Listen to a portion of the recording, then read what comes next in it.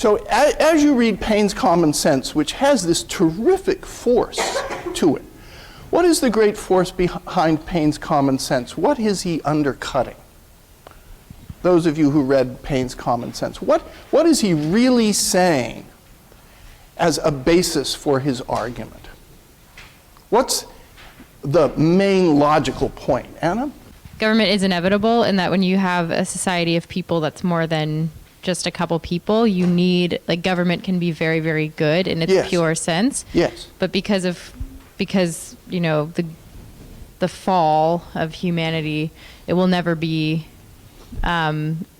completely, it will never have full integrity. Yes. So it is open to corruption, and it will be corrupt, but it's the people's job to try and reason a way for corruption not to It's the people's job, exactly. And what form of government does he say the colonists are now suffering under?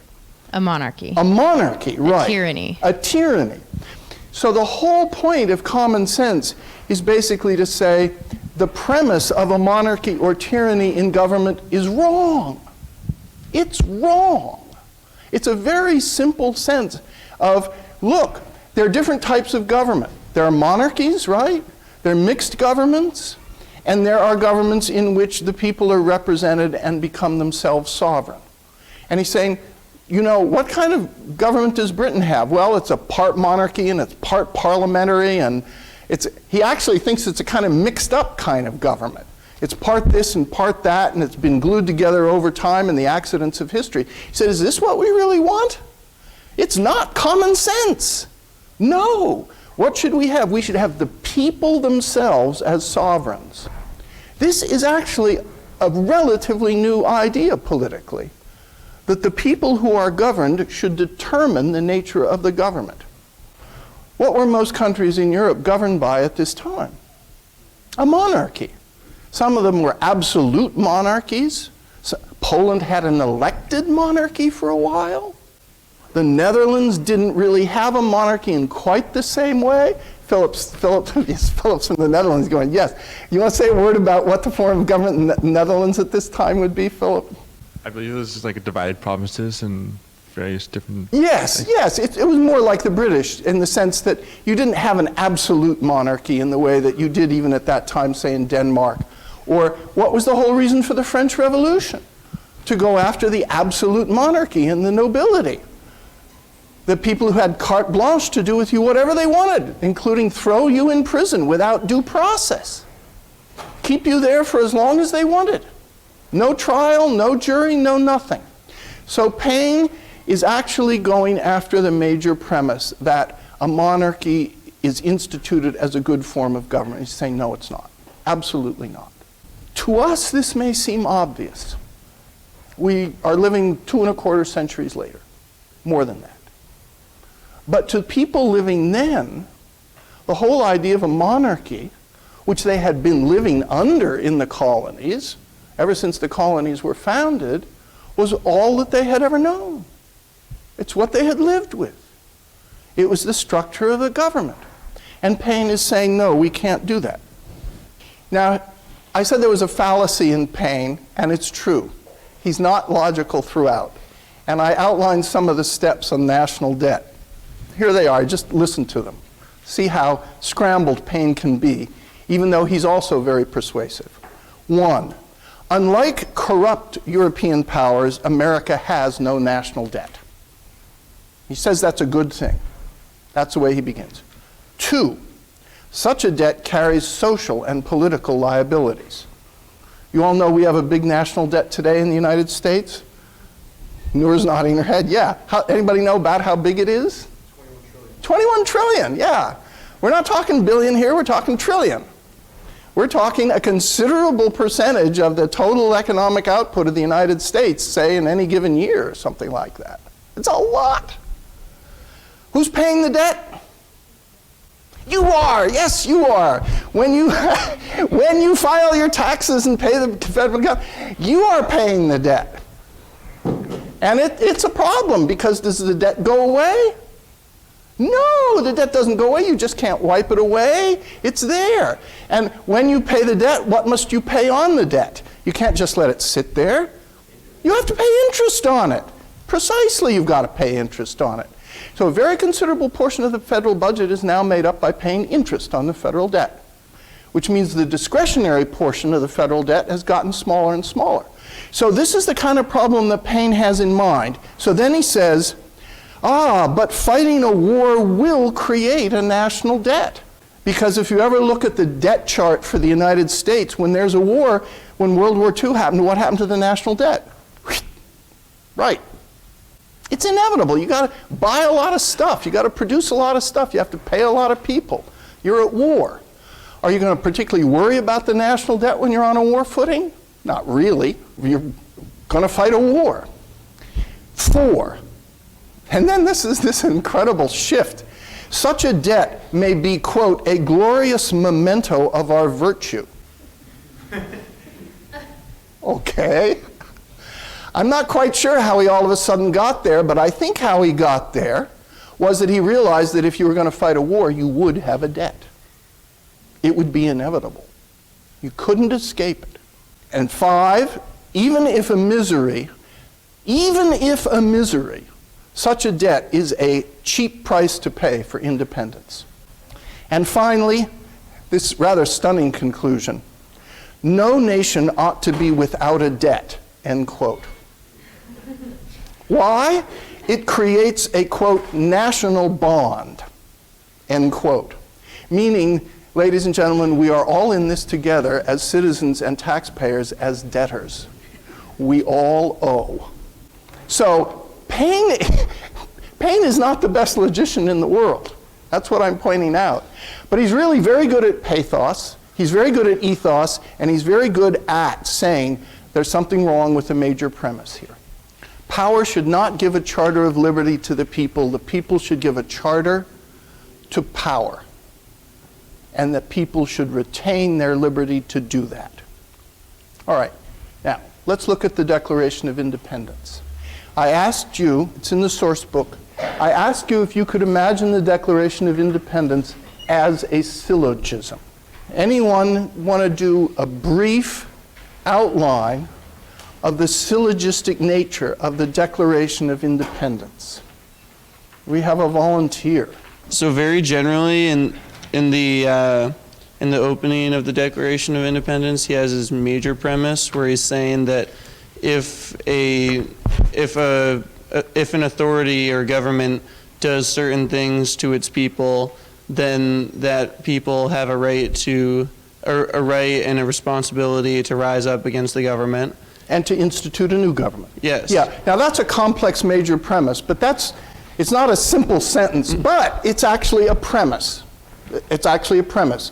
We hold these truths to be self-evident, that all men are created equal, that they are endowed by their Creator with certain inalienable rights, that among these are life, liberty, and the pursuit of happiness, that to secure these rights, governments are instituted among men, deriving their just powers from the consent of the governed. So he's going along with Payne on overturning the major premise, that whenever any form of government becomes destructive of these ends, it is the right of the people to alter or to abolish it and to institute new government. That's the major premise. It's rather complex, but it's clear. All right, what's the minor premise in the Declaration of Independence? It may be a little hard to see it, but there's a minor premise. Is it just the fact that like a lot of those things are going on in America? Because like he gives a lot of those examples. things are going on in America. Did you ever notice how much of the Declaration of Independence is a laundry list of grievances? Yeah. A lot of it is. Matter of fact, the majority of the text is, what has the king done to us? He has obstructed the administration of justice. That sounds pretty serious. We call that obstruction of justice. That sounds serious.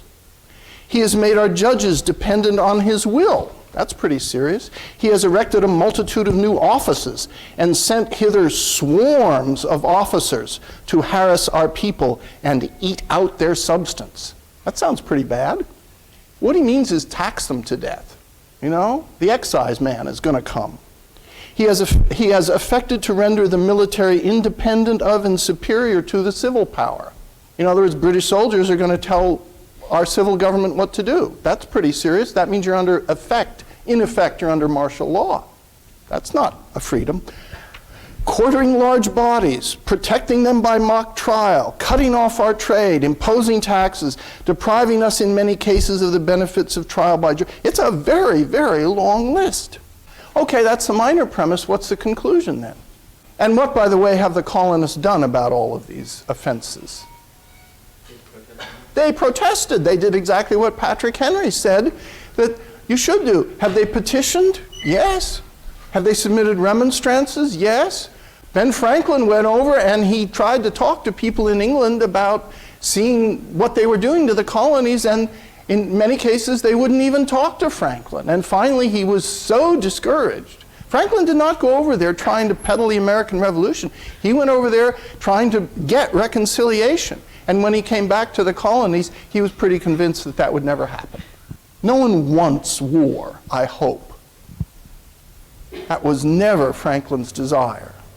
But, so what's the conclusion then if you, time for a new government. And so what are we going to do? It's the very last part of the Declaration. We, therefore, this is the conclusion. It's a syllogism. Governments derive their consent from the people, and when they fail the people and introduce the liberties of the people have a right to alter or abolish them and replace them with a new government. This is what has happened under our present government. All of these abuses, all of these obstructions, all of these problems, we have tried to remedy them without success. We have been trying to do it for a long time. End of minor premise. Conclusion, we are going to establish a new government. The Declaration of Independence has a number of documents behind it in history. Virginia rights, rights of citizens in England written in the late 17th century. There's a Dutch document called the Plakkaat van Verlangtige. Oh, there's an old Dutch document about rights of citizens, and many of the framers of the Declaration may have read these. But the form of the Declaration itself is a syllogism. Now, interestingly enough, this is a rhetorical question. What did Thomas Jefferson study when he was at school in William and Mary for 2 years? Rhetoric, yes. Being a rhetorical question, the answer is obvious. He studied rhetoric. He studied it with a man named William Small. And Jefferson said of Small, he helped direct the destinies of my life. And the textbook that Small used in teaching rhetoric and moral philosophy was a textbook written in Scotland by a man named Duncan. And in it, Duncan sets out syllogistic reasoning and says that the most powerful of all syllogisms is one that has a self-evident truth for its major premise. Now, the Declaration doesn't say these truths are self-evident. We went over this in class very briefly last time. It says we hold these truths to be self-evident. So this is an act of faith. The major premise is an act of faith. Where do you begin any kind of syllogistic reasoning? You have to accept the major premise. You know, it's like Archimedes saying, give me a place to stand and I will move the world. Meaning, if you have a place to stand and the right leverage, you can move it. Philosophical, logical reasoning must start with a postulate that you accept. You've got to accept some beginning postulate, some premise. There has to be some truth that you begin with. You all take geometry in secondary school. You remember doing proofs? Yeah, I know. I see some. Yeah, I know. I wasn't. Yeah, and what did you write at the end of the proof? Did you ever write QED? What does that mean? Yes, quod erat demonstratum. Thus it is proven. Thus it's shown. Or thus I did it, basically. And all of those geometrical proofs begin with a premise that you agree with, such as the sum of the angles measured in any triangle is 180. Good, I'm glad, thank you. I was a little worried here that we wouldn't. That's right, that can begin a proof. It can begin a geometrical proof. So, the designers of the Declaration wrote this with that kind of reasoning behind it. And Jefferson and his committee, I believe, Jefferson having been trained in rhetoric, having studied Duncan's logic with Small at William and Mary, I think had behind his notion that if you're going to make this something to present to the candid world, meaning if you're going to try to convince people that it's necessary to revolt, and furthermore to say that these colonies ought to be free and independent states. What does ought carry instead of should? What is ought? Yeah, moral obligation. This is what we morally ought to do.